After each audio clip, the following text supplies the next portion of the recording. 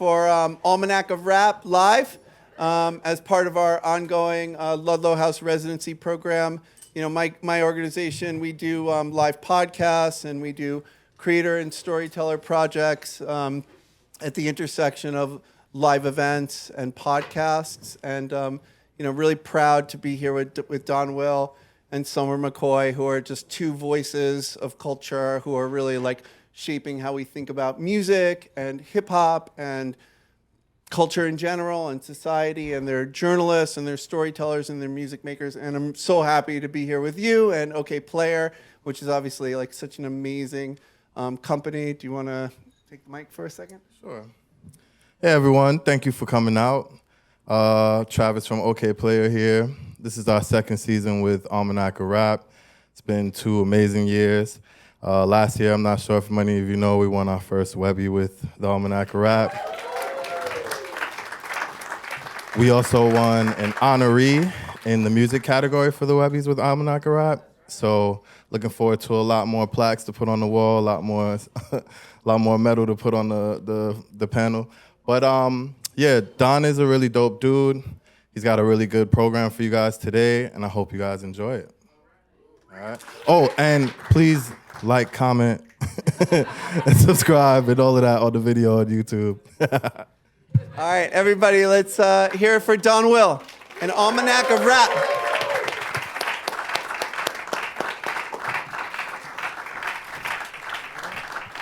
Thank you. I'll let you get off the stage. What's up, everybody? My name is Donwill. This is the Almanac of Rap Live. For those of you who have heard it before, thank you for tuning in. Oh, Sad Ollies was good. For those of you who heard it before, thank you so much for tuning in. For those of you who haven't heard it before, the show starts with a theme song. So I got a little rap performance for you guys. Oh, shit. Wait a minute. Got a little rap performance. I'm going to do it sitting down, maybe. No, I'm not. All right. This part of the show is where there's like a cold open, me and the guest talking, and then I go, yeah. Almanac of Rap Show. I got opinions and they all factual. No news, just information that you won't be able to lose unless you're at a dinner party trying to impress who's in attendance with endless tidbits of nonsense. We're gonna have a good time, I promise. YouTube rabbit holes, Reddit deep dives, pulling out old interviews from the archive, styles, fads, trends, all of that. It's the Almanac of Rap. Now wave your hands in the air one time. Hey. That's kind of, you never do that at a podcast. You never throw your hands up at a podcast, but thank you guys so much for doing that. All right? Let me get my fade out.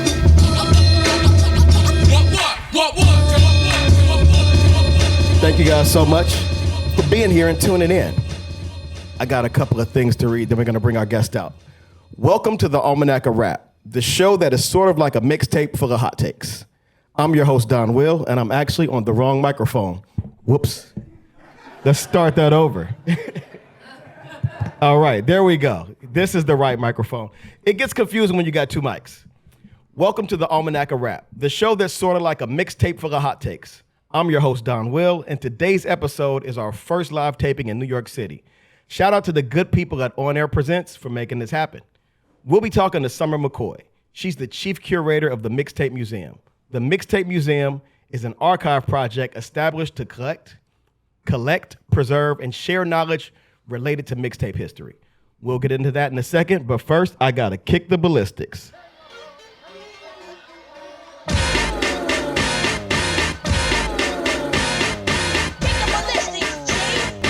All right, so we live in a very busy world with a lot of things demanding all of our attention. So it would be foolish of me to just assume that all of you have heard the show before. For the people asking what the hell are the ballistics, it's exactly this. It's me talking at length about a thing before the interview. Sometimes it's related, other times it's a divergence. Today, it's both. Sidebar, the ballistics is a dead slang word. Nobody uses it anymore. I grew up loving the phrase. I grew up kicking the ballistics, then it became obsolete.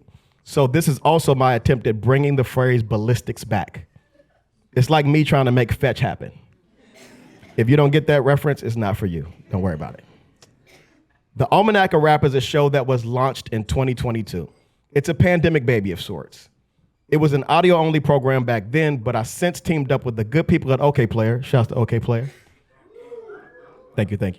To make it into a video podcast, which technically is not a podcast, but that's a whole conversation for a whole other time. Not trying to shake the table, but I just did. This is the show's 4th season, and we've done some amazing work together. All jokes aside, I love those guys over there. Those guys in the room, my peoples, Okayplayer peoples. I like to say that this show is rooted in comedic investigative journalism, but honestly, I just be Googling shit and dragging y'all down the rabbit holes with me. It's a show that's not really concerned with gossip or keeping you up to date on industry news. It's more into chasing curiosities, archiving experiences, and overall whimsy. And speaking of archives, today's episode is where the Almanac meets the archive in the form of mixtapes. The cassette tape was one of the first pieces of portable media. It gave people the ability to share music freely, and to call its place in history revolutionary is an understatement. Within the hip hop community, trading cassettes turned selling mixtapes. I wrote this right before the show. I'm sorry. Let me back it up. The cassette tape was one of the first pieces of portable media. It gave people the ability to share music freely, and to call its place in history revolutionary is not at all an understatement. Within the hip hop community, trading cassette tapes turned into selling mixtapes, but personal touch and curation and taste is what ultimately ties them together. In honor of this, as an exercise tonight, we'll be turning this event into a live mixtape with your help. What I want you guys to do as an exercise throughout the show is think of a song that's important to you in this moment, something that's instrumental to you surviving, thriving, and making it through right now. And at the end of the show, when we do like the Q&A, passing the mic around, we're gonna ask you to name that song. And we're gonna compile those songs into a little mixtape of sorts. That's hotly debated. We'll get into that. We're gonna compile those songs into a playlist after the show. All right, that's enough of me yapping. Give it up for our guest today, ladies and gentlemen, Sommer McCoy.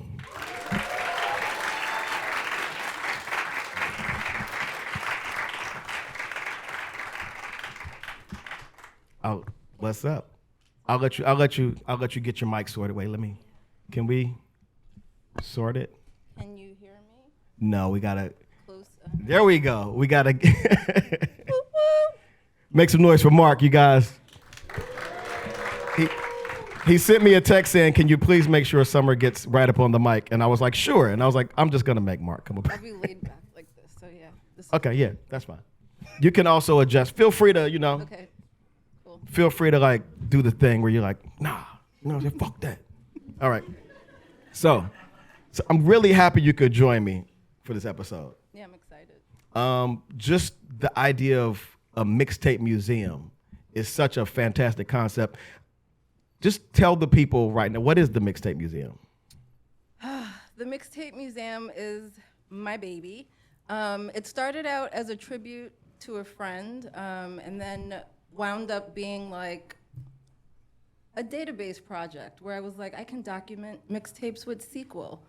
So it's evolved over the years, but most importantly, the idea was to elevate mixtape collections, the cassette itself. I brought you a blank cassette. That is beautiful. But the idea was to elevate the cassette as a primary source, including mixtapes, but to dig deeper than official album releases, right? Because I'm sure many of us in here have made mixtapes. How many of us had made them on cassette? Yeah, okay, yeah. So, and now we are here in this era where we are curating on our phones.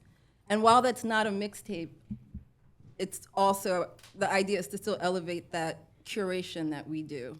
We were having this conversation in the back a little bit about just the word mixtape. And it's like when it came to CDs, when mixtapes were burned to CD, I was like, that's not a mixtape anymore. It's actually a CD because there's not a tape involved.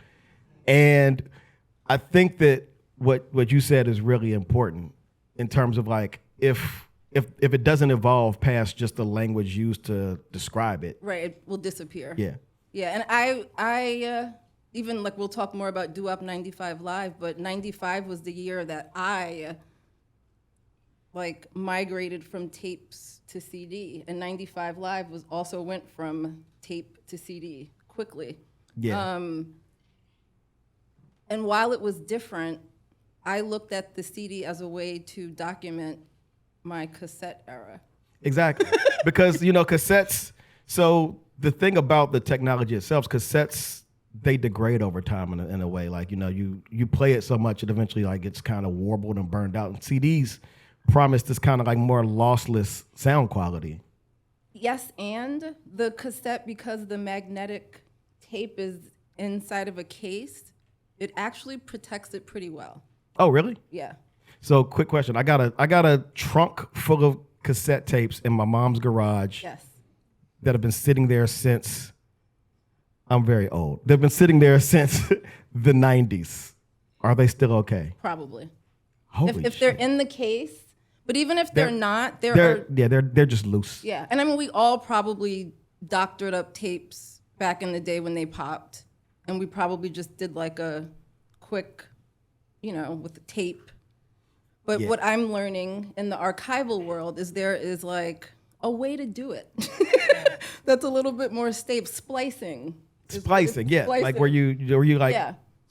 trim the tape and like. Right, but even over time, there's a sticky shed, which is like a chemical breakdown of the magnetic tape. There's a chemical reaction that can help to degrade the tape, but there's a way to bring it back through baking the tape. And I'm no expert, but Steve Rosenthal, shout out to Steve Rosenthal, who I did On Air Fest back in 2018 with. He's a music preservationist. I'm learning all these things from him and the Association for Recorded Sound Collection. Never heard of baking tape, but You can bake, like literally in ovens.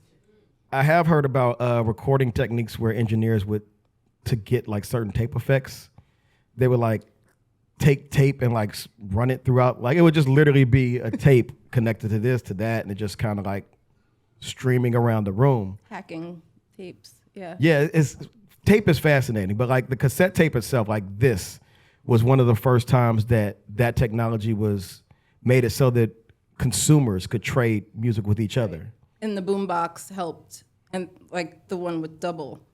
Yeah, the double cassette boombox. So, how large is your archive? Couldn't tell you. I can tell you I definitely have more. That last donation had about 300 tapes in it, and that's just one collection, but my personal collection may have like about another 300. But it's not just tapes. My collection also includes like my history in the music industry, working with the Clips and DJs. But I just wrapped up a Grammy Foundation grant to help preserve some of the tapes in the collection. So for me, that's like my official, like real archive, not just under my bed or in the closet. Because I had to work with an actual engineer to digitize the tapes and also scan the J cards, which is the cover. So I would say, yeah, I'm still counting. Yeah, I would imagine it's one of those processes where... I should mention, though, that there are a lot of the people who I study who are collectors in the area or just around the world, but even just in Brooklyn, Tape Master has a collection of maybe like 5,000 tapes on cassette, and they're all DJ, like New York City DJ produced mixtapes from like late 80s, early 90s. And there's a lot of other collectors just in this immediate area that have those tapes because they kept them. And like, do you consider, technically, what do you consider a mixtape? I gotta ask that question because again, like you have the DJ mixtape where a DJ is like blending. You have a person that just records songs onto a tape. Well, so I was the person in my bedroom that just recorded songs onto a tape, right? That's a mixtape, right? It wasn't blended, right? It may have some like radio on there and crazy Eddie commercials, right? So to me, that was a mixtape. But then I got my first mixtape, which was, I don't know the title, but it was a Ron G mixtape. So a tape that a DJ dropped and distributed. I purchased it. from a vendor somewhere maybe on 14th Street, because I grew up in this area. But then when I started, like, you know, I could buy that tape, then I was like, oh, this is also a mixtape, right? And then when I started working with artists and we dropped a mix CD, we still called it a mixtape, right? Yeah. So for me, it's hard to define it on the website of the Mixtape Museum. Like, I define it as like a compilation of a very general definition, so that anyone coming in, even if you've never touched a cassette, but you maybe have like curated on your phone, you know, and also because I have the Mixtape Museum and I talk to so many people, it's not fair for me to try to define it. But many of my friends that are purists are like, a mixtape can only be on cassette. And I understand that, but also, like, you know, you could be sitting in a dissertation defense. Shout out to Kashima, who's in the audience. And, you know, she might pull out a mixtape in the middle of it, or like it may be structured as a mixtape. So like, the definition has evolved for me. So it's hard for me to define it. But that's a question I ask people, right? Is how you define a mixtape. And a lot of the times it has to do with your own reference to mixtapes, you know? That sounds good. You told me that your favorite, most important mixtape to you was Doo-Wop Live 95. Yeah, Doo-Wop 95 Live. The reason, I graduated high school in 95 and went off to Hampton University in 95. And that tape, I don't remember who gave it to me, but it wasn't like, okay, so when DJs put out tapes back in the day, they would like take a master, right? And then they might distribute it, right? They may hit Canal Street, 14th Street and find vendors, and then they would copy it. Eventually, there were like mixtape distribution people that specialized in that. So I should have brought the tape. So I think that tape is a dub of like one of those. But my point is just that it was given to me. I took it to school. It was dubbed so many times. But because of the nature of the tape, I mean, it was just the intro of the tape. Like, it's just a different form. It shook my, like, what I thought a mixtape was. To me, it was like an album. But it was more important to me because of that time also, right? Also, like, it had a lot of music that, like, my mom didn't want me to listen to. But I was like, oh, well, I'm going off to school.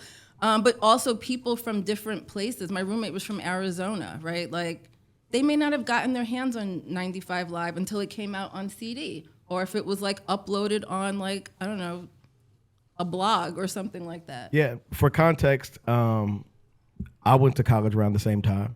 I'm from Ohio. And a lot of the mixtapes I got was based on being in college in North Carolina.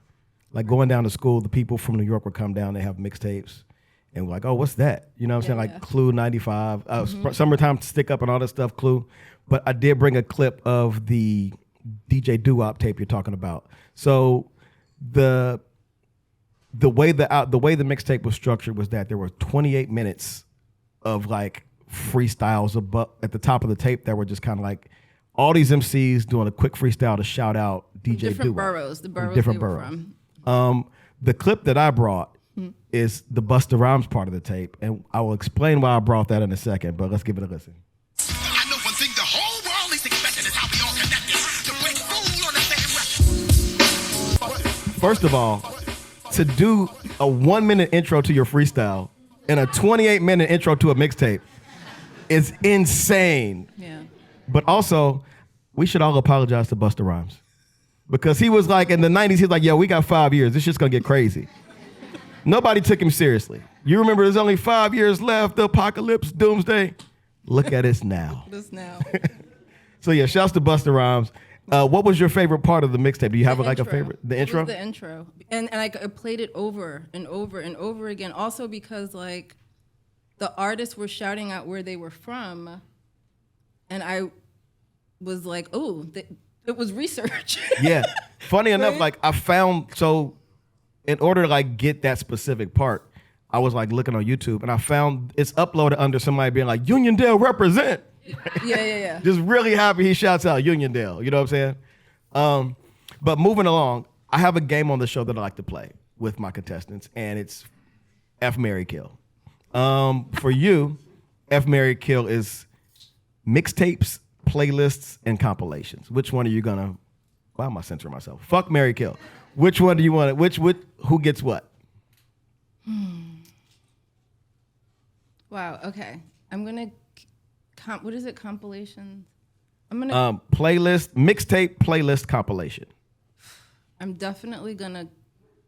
Gonna marry or. Okay. I'm gonna kill the. I know who I would kill. I'm gonna kill the. When you say compilation, When I say compilation, I'm like, wow, jock jams. we're gonna kill that. Yeah. You guys know what I'm talking about, like the MTV. Yeah, we're gonna kill the. Wow, that's music. Jock jams, 28. Yeah, we're gonna kill the compilation. Okay. We're gonna massage and F the playlist, Yep. and we're gonna marry the mixtape. That's how I thought. That's how I thought you would respond to that question. Yeah. And it's the appropriate response. Yeah. I'm not here to tell you it's right or wrong, but in my opinion, No, it feels right. It feels like the right. I mean, I wanted to go back and try to like, just as a anthropological study, see what made all those Wow That's Music compilations, because they're still making them. Those things are still happening. And I'm like, what are you putting on there? Like that we don't know. Is it just 28 Bad Bunny songs? Like what's happening on there? But so this one is not necessarily meant to be as controversial, but just in terms of their importance to you or what you feel, which media do you feel like is more important, vinyl or cassette? I mean, for me, because of my experience with mixtapes, for me, it's mixtapes. Yeah. But for many people, vinyl has also been a pathway. I feel like they both have been a pathway. So I work with an organization called the Association for Recorded Sound Collections, and it's a group of people that have sound collections, and sound can be like nature sounds, like podcasts. Field recordings are the shit. Right? Like, or like wire recordings or cassettes. And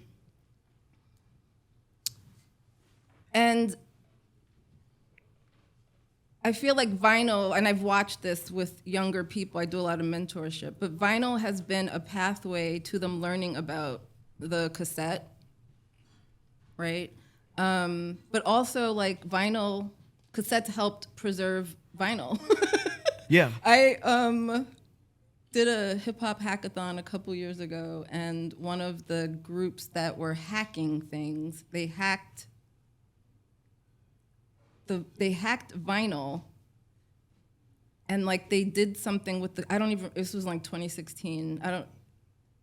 But the point was that the cassette was helping to like preserve vinyl, and their entry point was vinyl, right?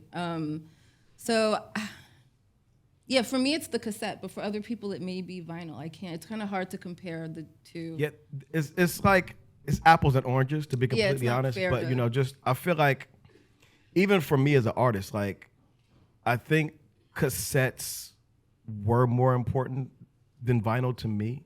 They were an affordable thing. It was portable, and even like as a current artist, like it's easier to make Right. It's easier to manufacture cassettes than vinyl. Yeah. Right now. Yeah, and I think what's interesting, it makes me think about. So we were talking about Justo was the founder of the Mixtape Awards, and how he started to like really dive into and follow mixtape DJs was he was a record promoter, and while he was taking vinyl to DJs, right? You take 2 pieces of vinyl to a DJ. He was also like, hold on, I also want to get this song on like your next mixtape. right? For that reason, because at the time, cassettes, and they still are. I mean, this we, for me, like an actual album, like will document releases, but the mixtape documents the circulation of it organically, right? Like how I would dub it and give it to you, and you might give a copy to Scott, and Scott might give, like, Yeah. and then also like not just the music, but the cover, right? Like my cover to you is gonna look different from your cover you give to Scott. Like I might design it different. So it creates a narrative that I think is also important. So that's one of the things, like collecting mixtape memories from people has been like a joy.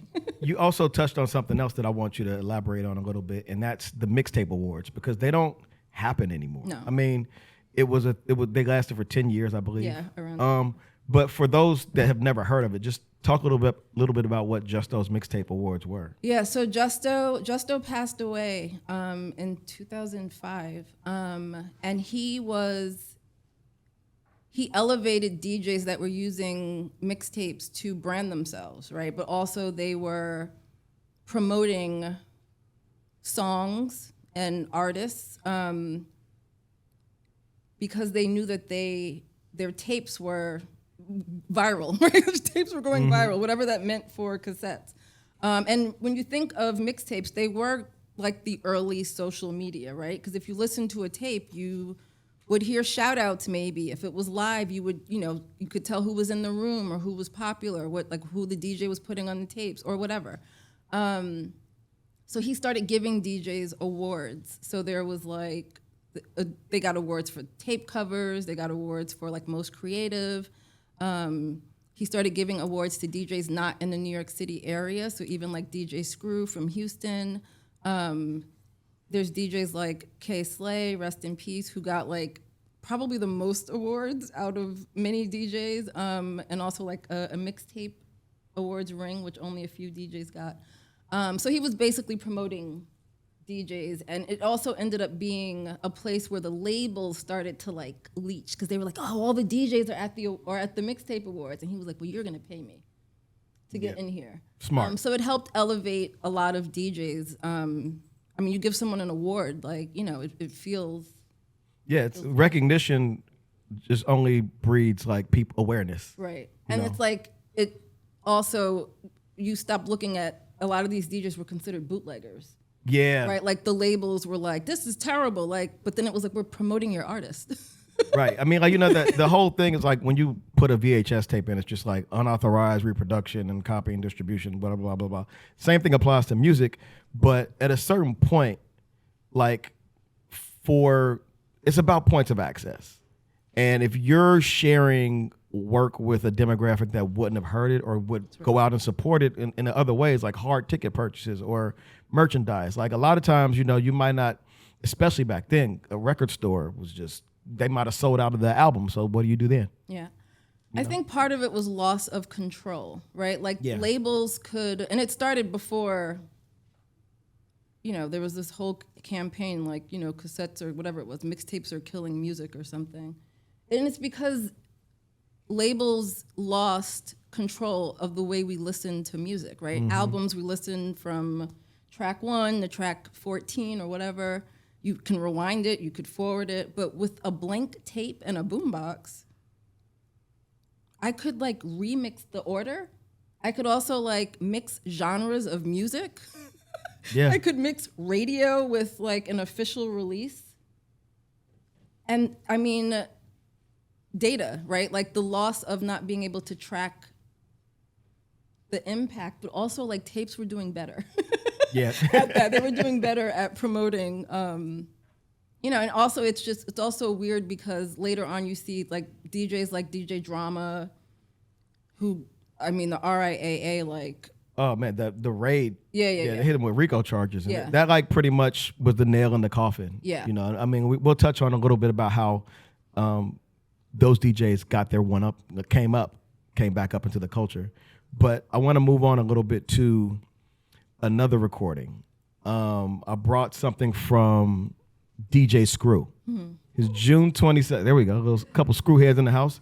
So one thing that this exercise made me realize is just how much I love the way tapes age.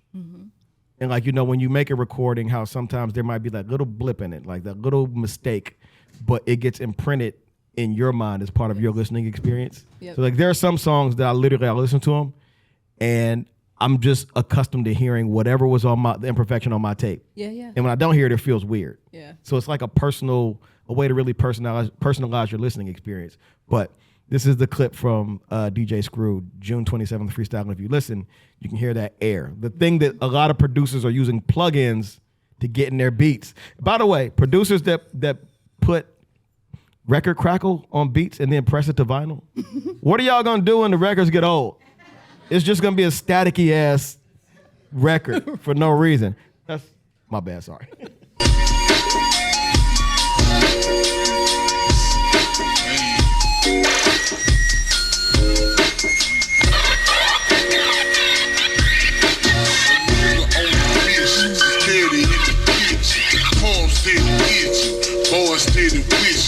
Talking down on a nigga name. I'ma hit the boulevard with wood grain. 19's gon' be turning, got the wood sturning. Joe in the bag, got the chronic and it's burning. Smoking chronic deep out the hole.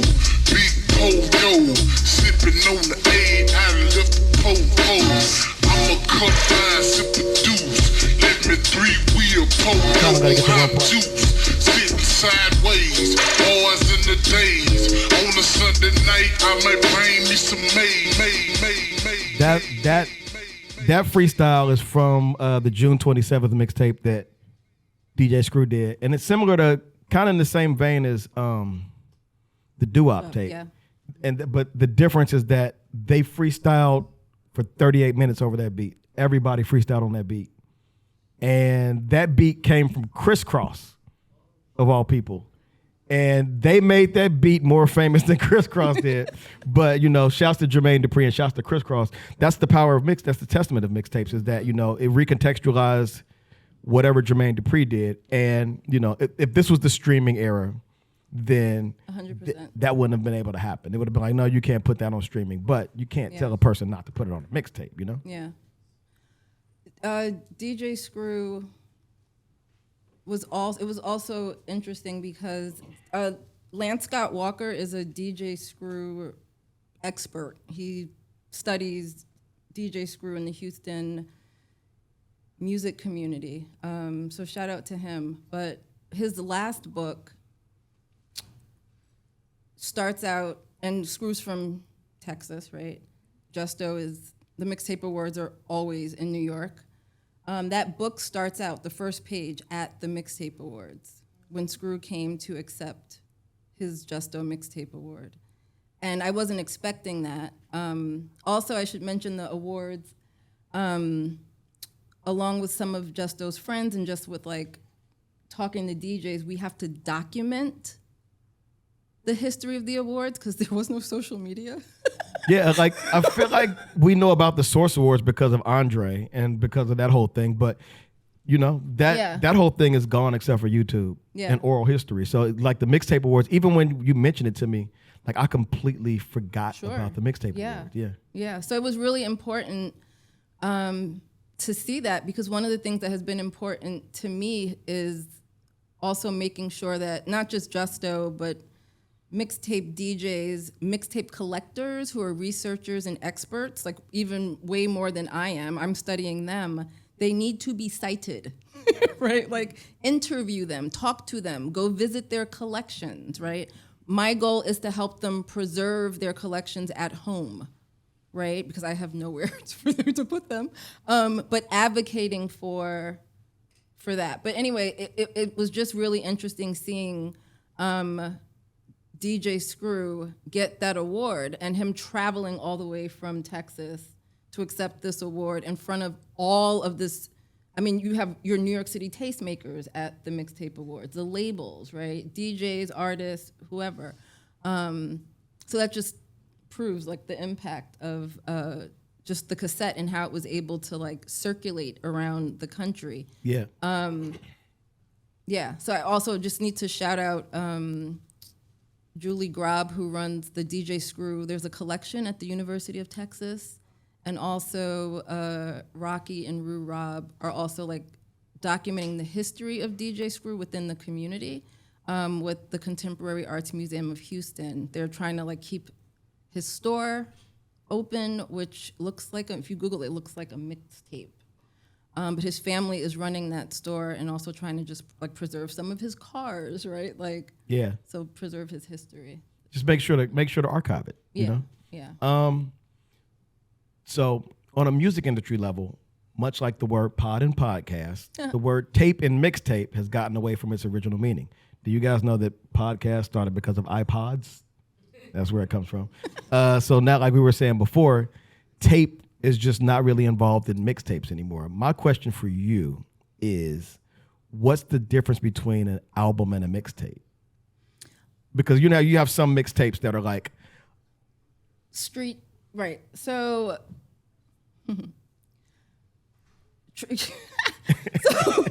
I mean, an album is like when I think of like an official release, right, by an artist. Like I guess to clarify, Yeah. the reason why I asked is because like Doechie's last project was a mixtape, but it's actually an album, Okay, but it's a mixtape. but it's a, yeah. So There's I mean, no mixing, there's no, but it's an album. okay, so we also saw with mix CDs, we also saw mixtape on CDs or mix CDs. That's when we started to see like street albums, Yes. right? So like G Unit, Yeah. right? And you know, like to you know, I guess to add on to that, like those mixtapes were as important as albums, and within the context of the music, the larger context, they were albums to us. Right, and but they also circulated like mixtapes. Yes. So they were on the blankets on Canal Street. They were, I think, artists. I mean, if you look at, you know, G Unit, Who Kid, and even Bad Boy, which I mean, you can't erase history, y'all. Yeah. Yeah. You know, a lot of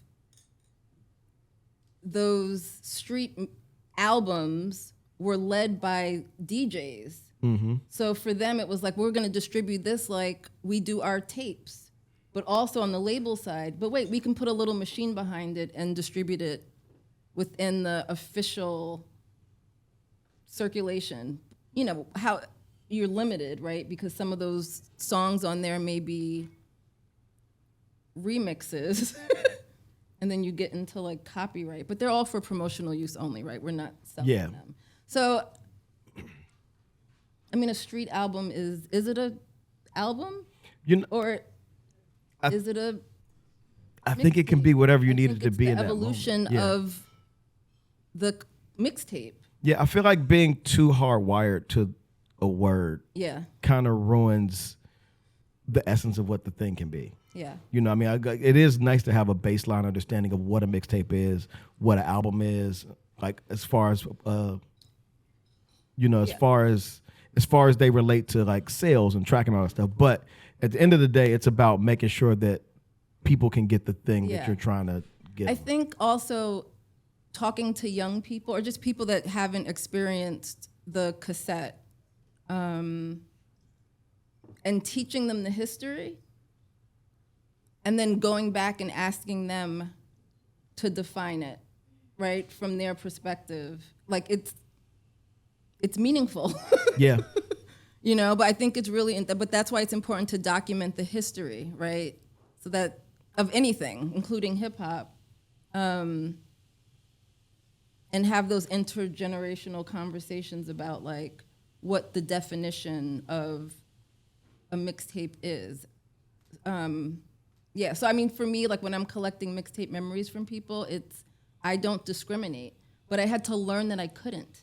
Right, I had to learn that I just can't interview my friends, right? I have to like actually interview people. And it was when people found the Mixtape Museum website and were like, hey, Summer, da-da-da-da-da, da-da-da-da-da. Like they were sharing how the mixtape made them feel, right? The mixtape creates, just like vinyl, just like nostalgic things, they create a feeling.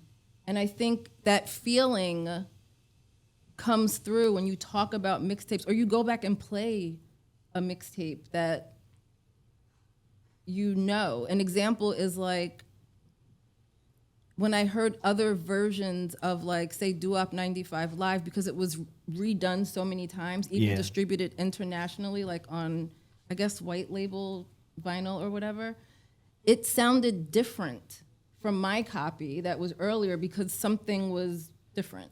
But to your point, sometimes you remember like the sequence or like a sound or a characteristic that's on your tape that you don't hear on something else. Yeah. So, yeah. And moving on from that, we talked a little bit about how, you know, DJ Drama and Don Cannon got raided, and that kind of it really changed the game for what the mixtape industry was.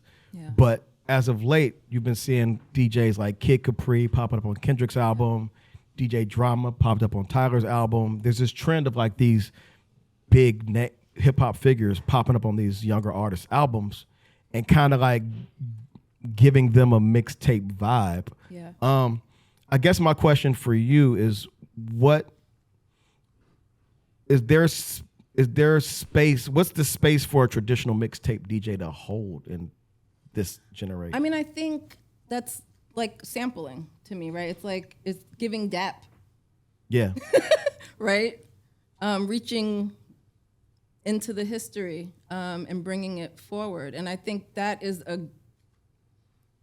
a moment where it was just like, oh my gosh, like people are gonna wonder who Kid Capri is. Exactly. Like people that don't know who Kid Capri is, right?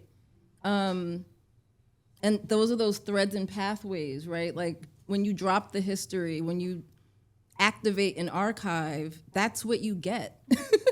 You know, and that's really important to cross those generations. So I think, especially since the 50th anniversary of hip hop, especially since like a lot of the work that I personally have been doing and elevating with the Mixtape Museum, it's reminding, like I may not have the awards to give the DJs, right? But it's like,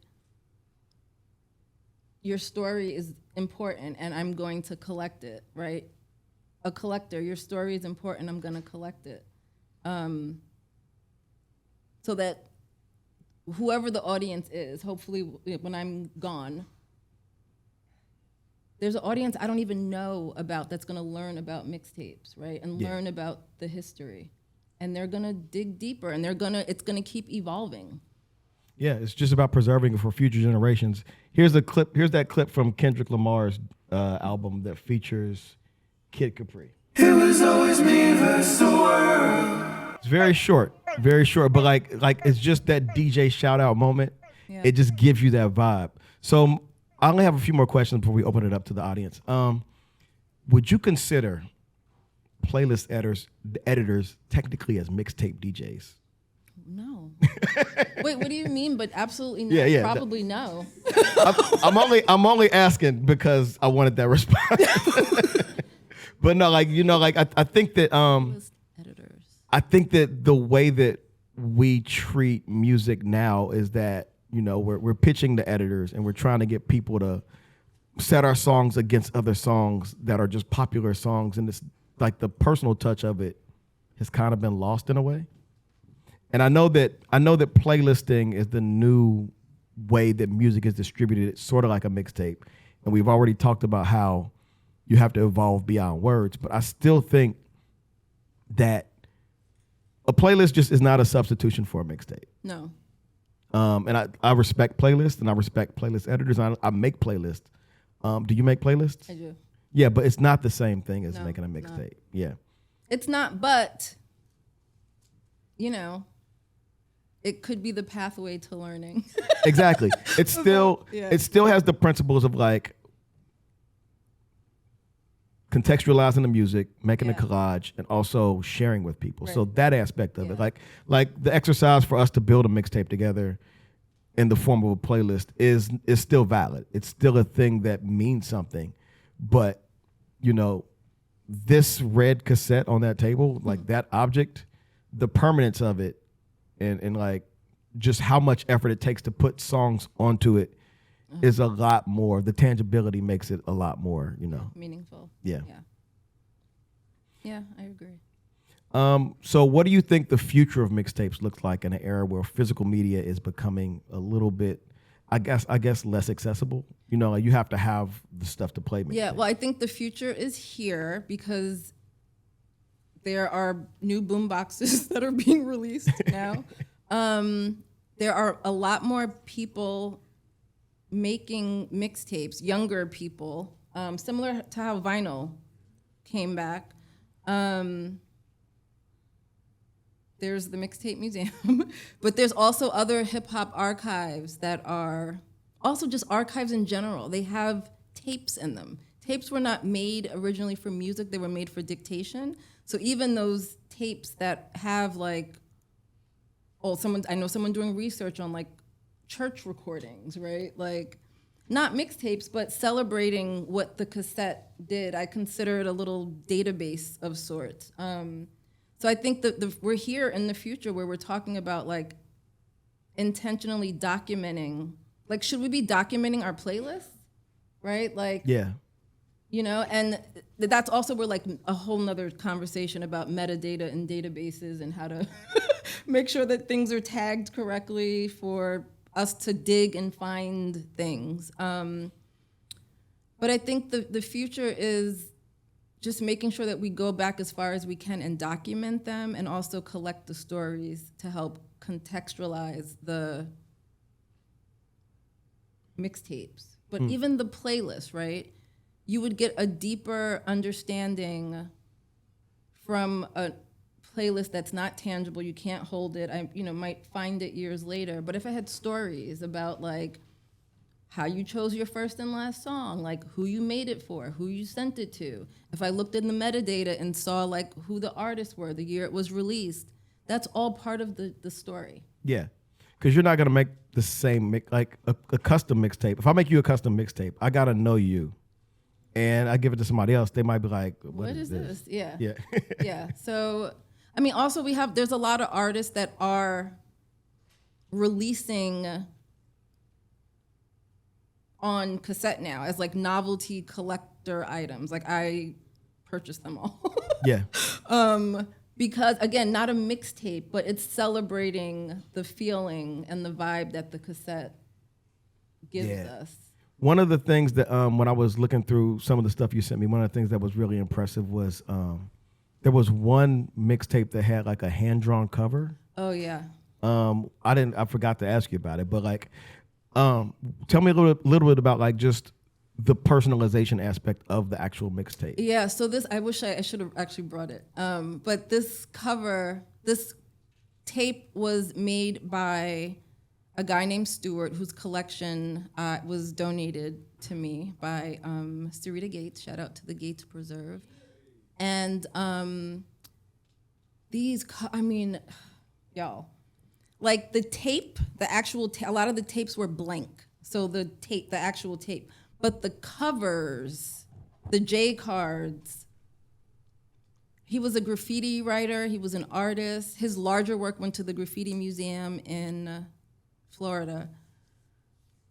I was able to digitize a bunch of them on this Grammy Foundation grant that I was recently on. And it turned out that like the covers, not that the audio wasn't important, but it just changed my view of J cards because he didn't even care so much about like the playlist, the like written J card with like the actual like playlist. Sometimes it was on like a, what do you call those things? Index card. Like he would cut up an index card and stick it in there and like write the names of the songs. But the cover was like a collage of like magazine clippings. This particular one that you're talking about was drawn in marker and it was a shark. Yeah. So it was like, I'm still trying to figure out the shark and the relation to the music on the tape. So for me, like that is just so exciting. And then talking to students at NYU, about like, they're learning how to preserve music physically, but to talk to them about like the cover and that being more important in this moment in this collection, they were just like, oh wow, like we never, because for me it was the cover that drove me to listen to the tape when usually you know what's on the tape. Yeah. But I didn't know what was on the tapes, you know? For people who are like, what is a J card? So this is the cassette tape. You have these little stickers inside that you can put on the cassette tape to personalize it and say what side A and side B is. Right. And this is the J card. And it's called a J card because it's the sideways, it looks like a J. Yeah. So for Stuart, like this wasn't even in most of the tapes. This was a collaged work of graffiti art. So we got to scan those, and that actually was harder to scan because we couldn't take them out. We had to like scan carefully. I mean, I didn't do it personally. This was done by the Magic Shop, Steve Rosenthal, and him and his wife did an amazing job. So it's, yeah. In honor of Stuart, I'm gonna design this when I get home tonight. So I have one more question before we open it up. We talked a little bit about it backstage. I like to do a thing called the big playback, where we seek justice for an overlooked, underrated, or underappreciated thing. And as it relates to mixtapes and tapes, I have one in mind, and I can go first, or unless you go have first. So for me, I want to say that the most underlooked and overrated thing about cassettes and mixtapes is recording over somebody's tape. Putting the little, like, when they're little tabs at the top of the tape, and if they're broken, you can't record over them. But if you stuff tissue paper in them, you can record over anything you want. So if you go buy an album and you don't like it, let's say you bought, I don't want to diss anybody, but let's say you bought the Dream Warriors from Canada. Do you guys know who the Dream Warriors are? Yes. I'm saying that because that is an album that I bought, and I was like, I don't know what the fuck this is. It's getting recorded over it. So I recorded over it. And even another underrated, now I'm kind of in my bag. Another underrated aspect of cassette tapes was taking them apart and fixing them. Like, there's something special about when you have a piece of media that's so good, you had to repair it. And you can't repair vinyl in the same way. You absolutely, all you can do is like flatten it or try to like, even if you got to like clean the groove, you might risk damaging because the groove of vinyl is basically like a waveform. And if you run a needle into it, you'll damage. That's how you damage it. CDs, can't really fix those. Sometimes you get a crack and you got to just flatten it out. You can play it still, but cassettes were the first thing that you can get in there and do all types of stuff. So hack it. Yeah, you can hack it. So that's my thing, is just hacking cassettes. Yeah. Your answer reminds me of a tape I have that I don't even know what the original music was, but it was a short promo album by an artist, who knows, that came with the boombox. So when they sold boomboxes, they would sometimes include a cassette with random music on it. And this tape, I still have it, green cover, took it from my parents, recorded radio over it. So this is the one with the Crazy Eddie commercials and like all of that. And like Red Alert, because I recorded off the radio. But then when I listened to the tape again during COVID, there was like, my daughter was on it. Oh, wow. So this is like, so this tape had been recorded over by me as like a teenager. And then like many times, because it had like radio, like I heard the Red Alert drops and then also like the commercials. And then there was a moment where it was me like talking to my daughter and like teaching her something and her being sassy. And she's almost 30. So that's how old this tape is. So in that moment, recording over a tape, that tape actually became like a capsule of like a few decades of my life.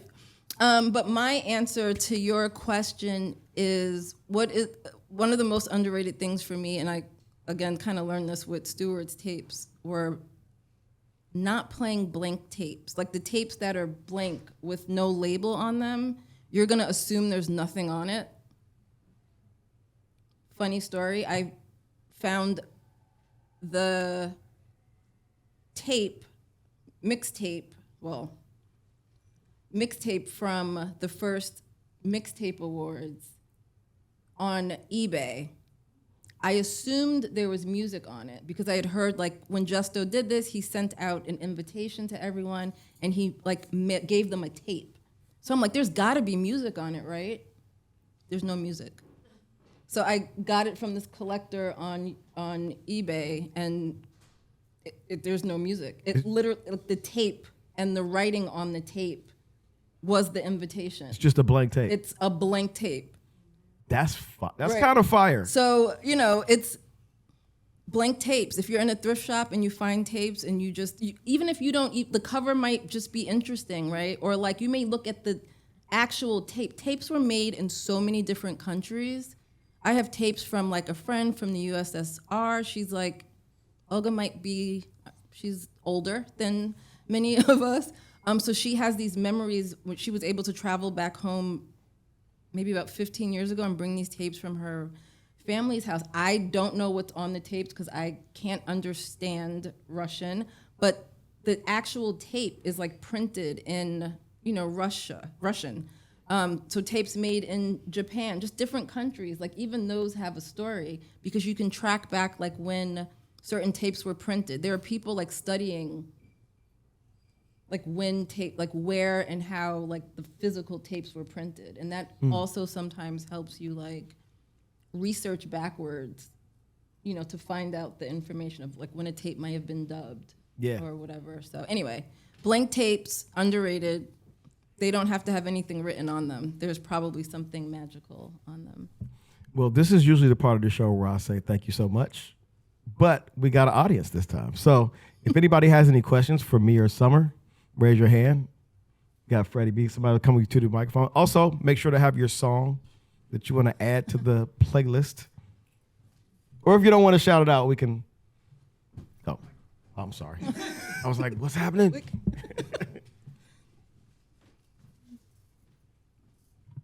What's going on? Like you said, Donwill, Freddie B here. So my question is, y'all talked about mixtapes and you've had a bunch of iterations of what a mixtape is, from a tape and the DJ mixing songs together to the CDs to now the street albums being called mixtapes. My question is, what would you say is when mixtapes jumped the shark?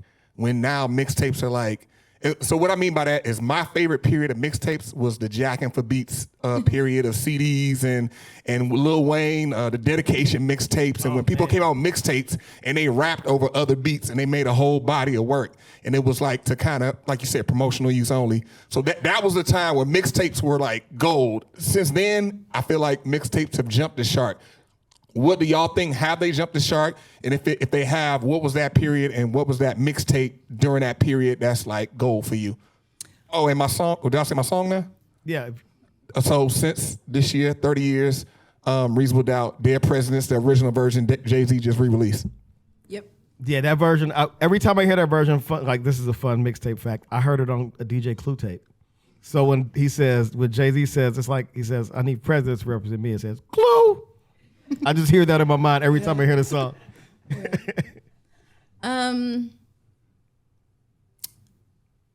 I think for me also during that mixtape era, during that time I was working with the Clips, and that is when I was able to see like mixtapes at work, like for an artist, right? A lot of my job was making sure that their music, not only, working with like the label publicists, but like, or not even just their radio people. We had outside radio mixtape DJ people that were really in these streets because the labels weren't, right? They were busy arresting DJs. But like you still had a budget. Filing them lawsuits. for DJs. But that era was important for me because of where I was professionally, and I gained a new appreciation and just knowledge of how mixtapes work. And I should mention that when the Clips, we got it for cheap, and volume 1 was, there were no original songs. I don't think Zen came out till We Got It for Cheap Volume 2, but that was that mixtape. It was them rapping over, other beats. And that mixtape on CD, it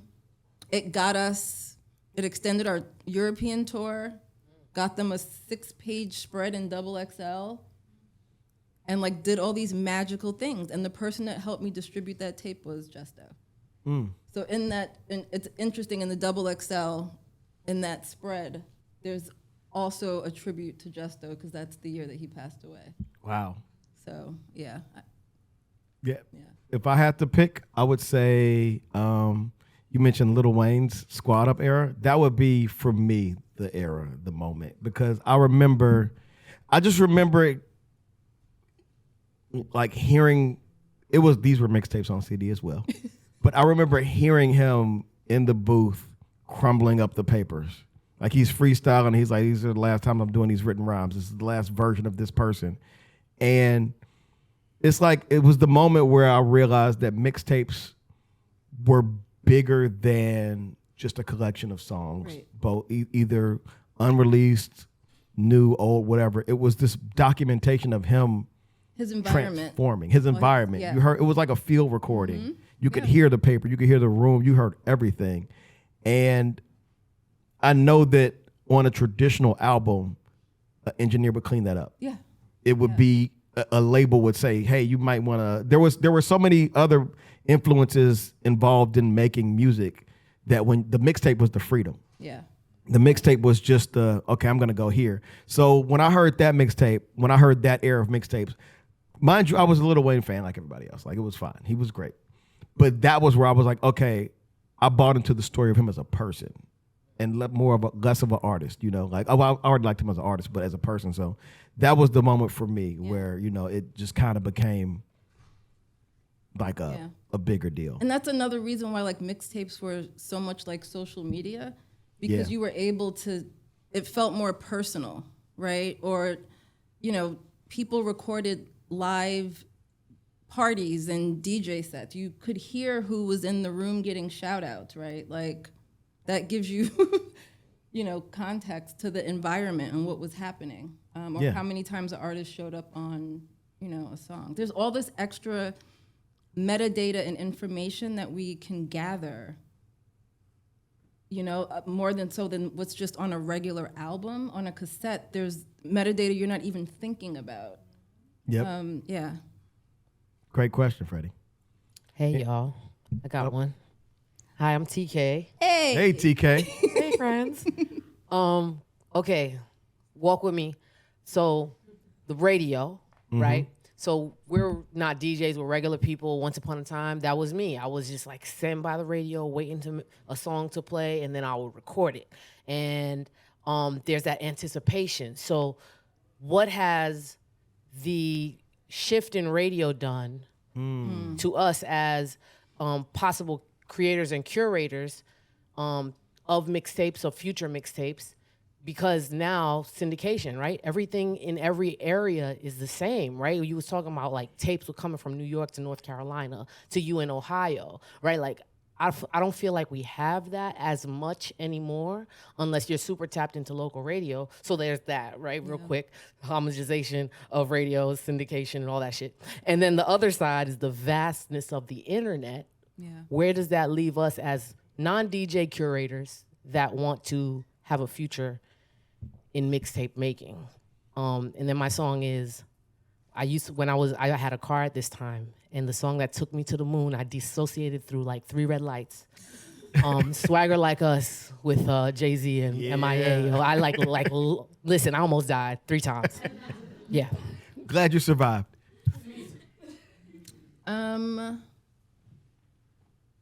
That was a great question. I can't. It was, and it immediately made me think of there's a DJ, I believe she's in Brooklyn. Her name is Lovey, and she recently pressed one of her DJ sets to CD, just burned the CD of it, and this was last week, this month.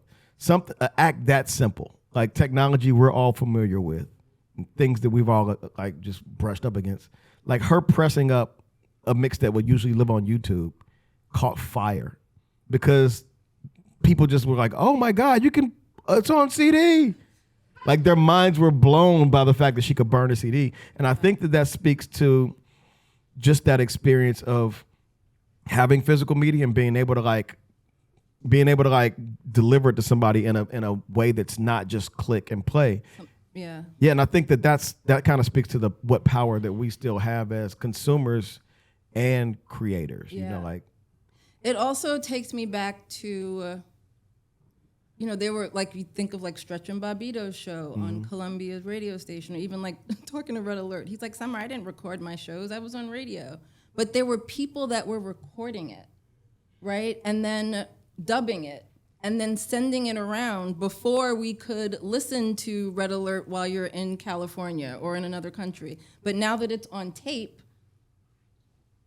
I now have this local radio sound that I would never have access to. Like you would even down to hearing things like the local slang or accents or just local commercials and all that stuff. So, it's one of those things where I feel like the internet has flattened us all, and it's made everything kind of like the sameness of everything. But I think that there's still regionality. Regionality still very much exists. There's still an underground. There's still, DJs playing things that only exist in that city and playing the parties. I think that the way to disrupt that is to just document it. Yeah. It is to not just send a person a link to a thing.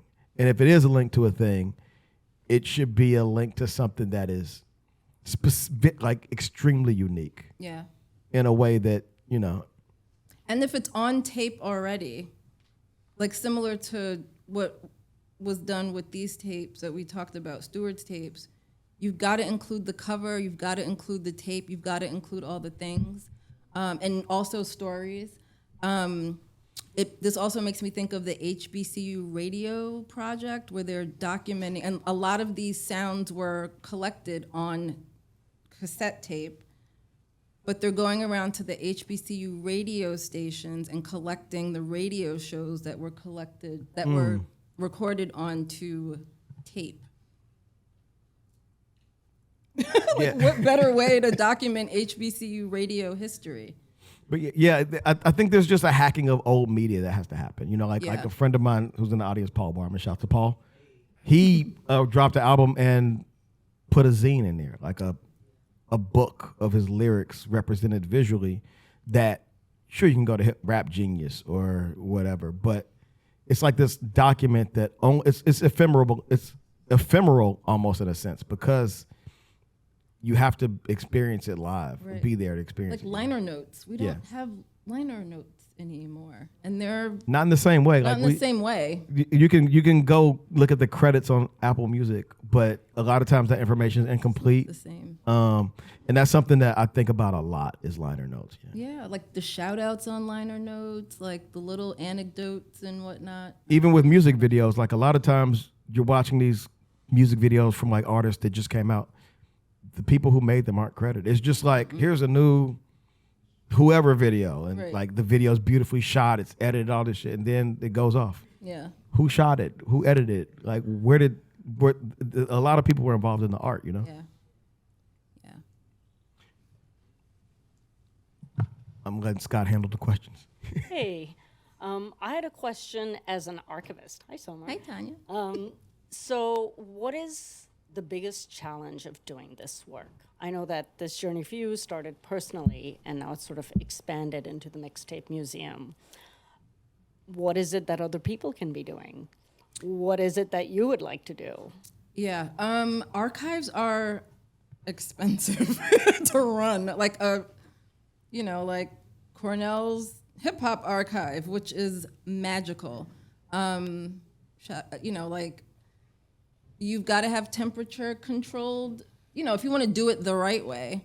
But there's this lovely thing called community archiving, which that's the box I have fallen into. And that's just doing what you can with what you have, and being intentional about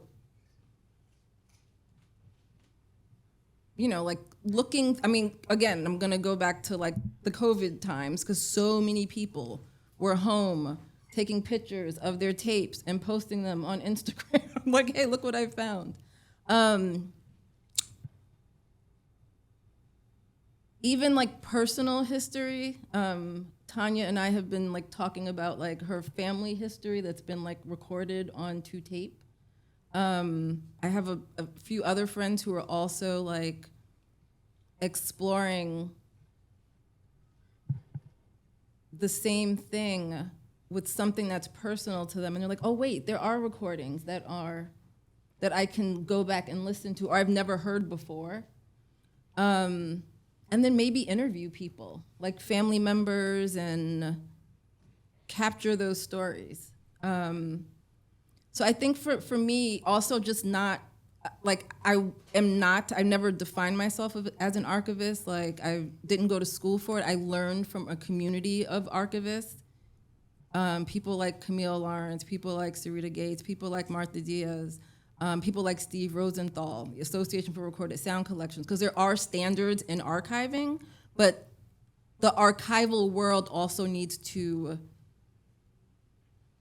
come into the community, and also, because you have to maintain equipment, you have to maintain like temperature, and you know, and under my bed or in my closet, like it's a little bit harder to do. In my mom's garage. In your mom's garage, and a Nike or Timberland shoebox, right? Which saved many tapes. That's like standard tape carrying case. Yeah. Shoebox. But also like funding, right? Like I was really grateful that the Grammy Foundation did fund this, because also I feel like they had like reparations to pay. When did they fund it? So 2024. Okay. Yeah. So, and I say that because it's a signal, having them say, hey, we are recognizing that mixtapes are important for us to, right, you know, help preserve. And, you know, in my proposal, of course, I talked about the Mixtape Awards and the mixtape, all the people we've talked about tonight.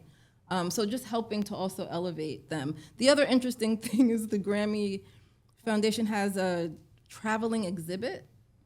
It's called Mixtape, but there's no mixtapes in it. Wait, so they have a traveling exhibit called Mixtape. Yeah. What's in it? It's highlighting the 50th anniversary of hip hop and the performances at the Grammys.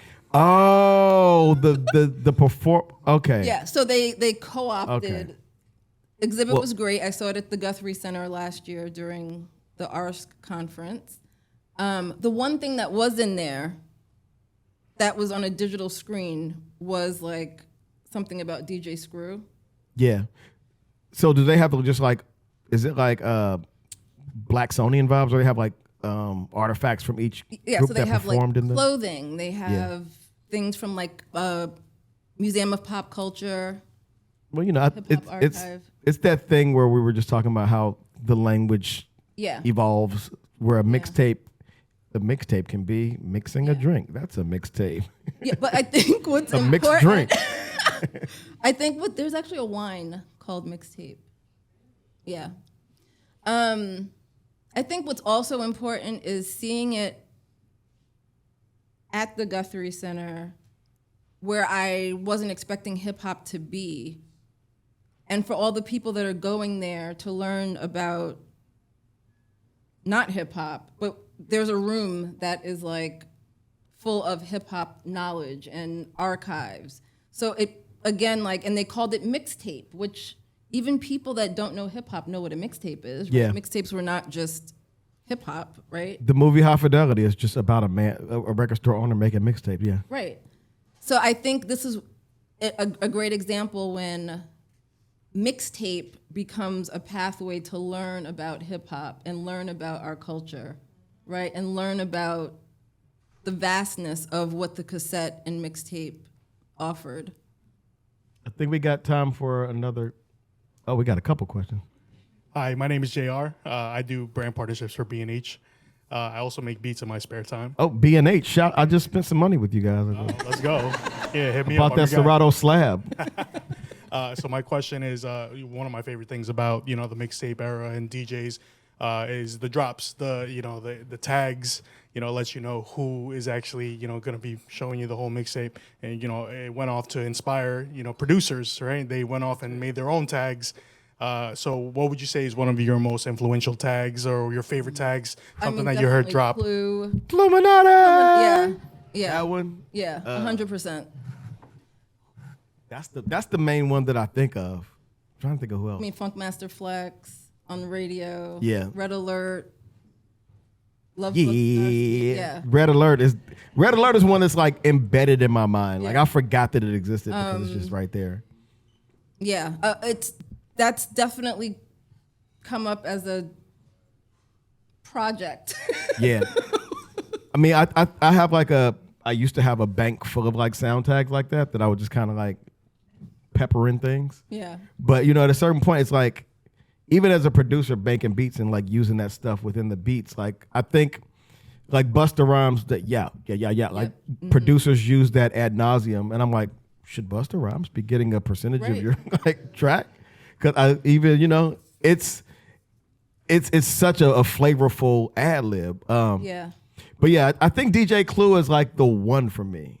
Yeah. I think for me too, because that is how I found the new exclusive songs that hadn't hit anywhere else, because he was waiting outside the studio waiting for looking for music. The other one, Kid Capri. Oh, 100%. It's the Kid Capri. Like even him doing the Martin theme, like Martin. Like he kind of made a cadence into his tag, where you just knew his voice. Yeah.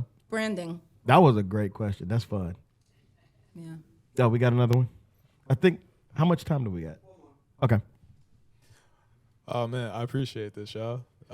Thank you. I'm Ish. For Summer, I'm curious as to what the process has been for you in building the museum, of like a balance or expounding between archival process and then the kind of ideation curation as you like are kind of essentially building catalog. Like, are there certain themes or ideas that you'd be fine articulating here, not to give ideas away for free, but it's like best of blog era, or is there like posse cuts across things? I'm curious as to like how your thinking is shaping around that as you're building the museum. And my songs, I'm gonna cheat a little bit because it's Women's History Month. So Heavy Metal by Baby Mother and Rainy Days by Re-Up Gang. Okay. Aw. One of my favorites. When I first started the Mixtape Museum, y'all, it has evolved so much and changed. At first, it was what I knew, it was what I had access to. It was like my friends saying, this is important, this is important. And then I realized that like it wasn't about just me and my friends. And that also, the people that are collecting the tapes, the collectors, the tape master, like Eric, people with like collections that Geechee Dan, like they take care of their collections. They've already, I'm like studying their curation, right? Like, where did you get those tapes? Like Tape Master will tell you the story of how on Fridays he would leave Brooklyn and get on the train and then go to the Bronx and then go to Harlem because he knew that, or go to 14th Street, Canal Street, Burkina, because he knew that a DJ was gonna drop on that day, right? And he knew where to find them. And that's what I find interesting, is the story behind how he got the tapes. And then I realized it was also bigger than hip hop. And then I couldn't just be curating from my own perspective. So really it's wherever the cassette went. And that is literally all over the world. So I can't, there's no walls. I can't I can't define it myself. It's being done by mixtapers. Yeah. That was it. Or we got time for one more? Just this one. I'm in This no guy. rush. I could sit here forever. What's happening, y'all? My name is Big Brody Odie. Nobody jump me after I say this, but Oh shit. I used to intern for a company called Dubset Media Holdings. I wrote for you're familiar? Yes. So they monetized the remix. Wait, Exactly. wait. I need to know what's happening here. That's where this is going. That's what it's going. It's going to get a little sketchy. So I used to write for their blog, but also I would help with testing out their software that would scan an entire DJ mix in order to identify all the songs, which led to me getting poached by Universal Music Group for their content protection department. Right. So unfortunately, I did take part in taking down a lot of things I didn't want to get taken down. Oh man. Yeah. Like I said, don't jump me. Don't jump me, man. I didn't want to do it. I tried my best. So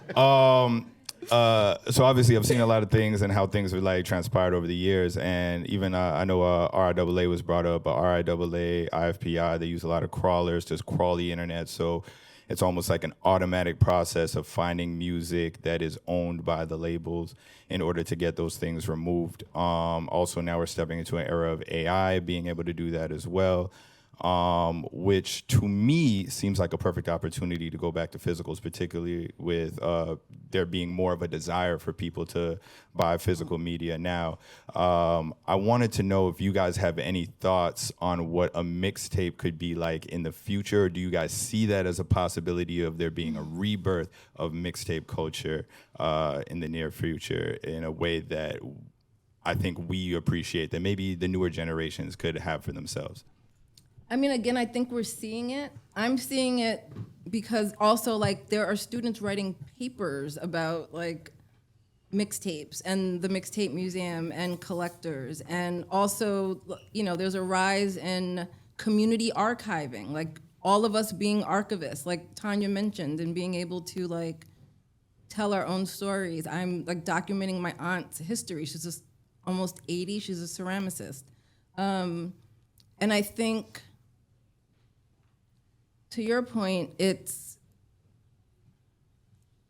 like going hard and documenting these old tapes and making them available. Even if it's just for research, like if you can't widely share them because of copyright issues, like, I mean, that's one of the things I'm like, well, how do I share these for people to research and, you know, cite them and write papers and, you know, do things. So I think we're getting there. At least that's what I'm seeing from my perspective. Again, like seeing artists, I mean, also like the climate of the world right now, like surveillance and all of these things, like, I mean, the tape, you can't surveil it unless you dub it and, like, you know, give it to the man, but like, give it to the man. I think we're there. And I think that, like, I think about this a lot. I think about just how many different formats of things have been recorded and are available as audio too. So, like, why can't there be an audiobook mixtape? Why can't there be a comedy album mixtape? Like, there's so many iterations of recorded sound that you can make almost anything into a mixtape. You know, like a podcast mixtape, if you will. Like, you know, like anything that is a sound wave and can be blended and juxtaposed. So I think that the future it's limitless in a way, but it's also, in part, you need to kind of be cognizant that people like you out here, not people like you, but you need to be cognizant of like how you're like what you're doing with the material that you're sharing and like why you're sharing it. I mean, it's if you're trying to like just share it with people and give awareness to the things, yes. If you're trying to do a multi-level marketing scheme and make $1 billion off of whoever's art, like I'm sure that, you know, DJ Drama and Don Cannon, like, yeah, they were making money off their mixtapes, but I'm sure that they were, you know, like, they weren't like henchmen, evil people. Like, they were not as they were portrayed to be. And yeah, that's all I'll say about that. But I do think that the future there's a lot that can be done.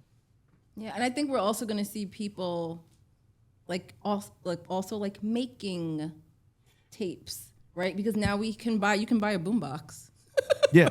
Also, even within that, like there's video DJing software. Yes. You know, so you can even expand it beyond like just the audio medium. It can be a million different things. You know, once you like open up your mind to just how much media is out there that can be repurposed. Yeah. You know. And I think it's mix, but then the tape part is like the physical thing. So Yeah. I think if the intention is to mix a thing and revolutionize it in your own way, and then be intentional about like you're saying, having the thing, even if you have a digital version, but like print a copy. Yeah. Give it to someone. Like Exactly. maybe that's, not a mixtape, but it's the feeling. Yeah. So in short, look out for that Chopped and Screwed podcast mixtape we're putting together for tonight. Summer, you've been a fantastic guest. You guys have been great. Crowd, thank you so much for tuning in. I appreciate all the questions.